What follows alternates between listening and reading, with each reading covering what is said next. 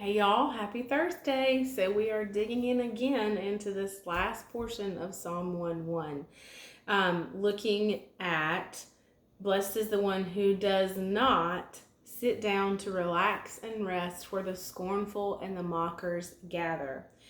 So I want to talk about rest and relax and what that means. And we talked about communing with, having a tight, close relationship. And this is so important.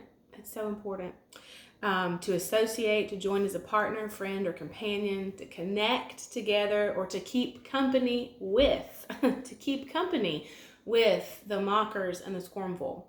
Now, definitions of rest, because y'all know me. Okay. To refrain from labor or exertion.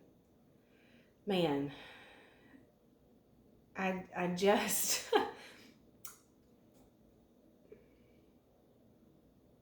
submissive and inactive. That's what it reminds me of. That when we refrain from labor or exertion, it would be as we are standing submissive and inactive in the place where sinners walk, or in the path where sinners walk. When we rest, we refrain from labor or exertion, that we become submissive and inactive, that we've turned our lights off. And we go back to that we spent 2 weeks in Matthew 5, where it says, you are the salt of the earth, you are the light of the world. But when we sit down to rest and relax in the place where the mockers and the scornful are gathered, that we have turned our light off. This is not that kind of relationship. Our walk with Christ is not one that we put on one day and then take off the next day, depending upon where we are. It's based on faith, not on feelings. So we can't sit down and relax where the mockers and the scornful are gathered. Some of the things that I wrote, that we are taking a break. Christians don't get to take a break. The early church, people use the New Testament as an excuse for so many things these days. But if you would read what happened in the early church, they did not take a break. They were not lax. They were not slack.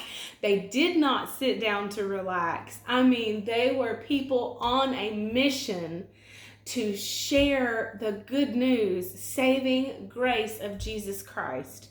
They weren't, take a break. Me time, I have, that this is what I do on my own. This is what I enjoy doing.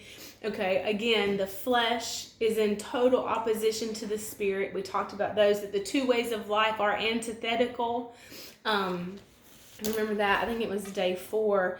Yeah, the end of day 4 in the Psalm 1 book. These two ways of life are antithetical, so that you cannot live at times one way and at times another way according to how you feel on any given day. That we cannot follow. It says the desires of the flesh are opposed to the Holy Spirit, and the desires of the Spirit are opposed to the flesh, the godless human nature. They're antagonistic and continually in conflict. And the other things in my resting definitions, resting and relaxing, that you take off your Christian hat. Again, read this passage again from Galatians 5. You don't get to just take off your Christian hat. What happens when salt loses its flavor? It's not any good anymore. And that's why this is not something that you do one day and you don't do the next. This is a way of life, again, by faith, revelation of who Jesus Christ is. Another thing, that we rest, sit down and relax, that we're building rapport with these people who would be lost, or we're witnessing, building relationship with these people. Well, Jesus, because Jesus did eat with tax collectors, those people who were deemed unworthy. Jesus did eat with them, but Jesus did not commune with them. Jesus invited all, but his intimate, close relationships were with the disciples. And even within the disciples, there was a core inner circle Those were the ones, those people who were, those men of the disciples, the ones on the, I'll get there in a minute, sorry, that went with Jesus on the Mount Transfiguration. James, John, Peter, James, and John, I think, right? Those three. But anyway, they were the core group that followed Jesus when all of the others didn't, who even within his disciples.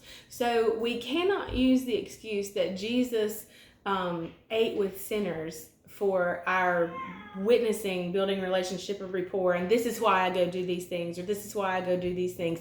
Jesus did not sit down and relax and commune. He didn't partner. He wasn't a companion, didn't have close relationships with those people. Jesus invited them. He said, come, follow me, leave it all behind. And we cannot make excuses to make our flesh feel more comfortable.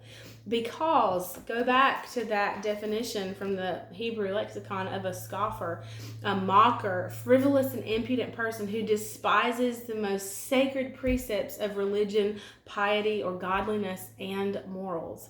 And so we cannot allow ourselves to become comfortable in those places.